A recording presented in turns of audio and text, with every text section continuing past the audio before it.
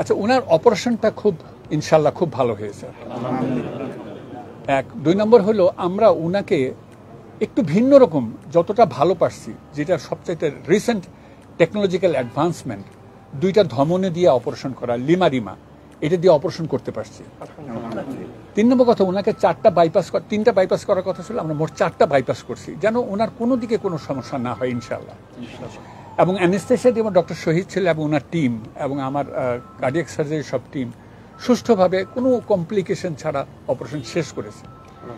এবং আমি আশা করি উনি 7 দিনের দিন বাসায় চলে যাবেন ইনশাল্লাহ। এবং আমি মনে করি আইসিইউতে ওনার স্টে হবে 2 দিন, দরকার হলে 3 দিন বা 4 দিন, যতদিন লাগে। But everything went very smoothly ইনশাল্লাহ।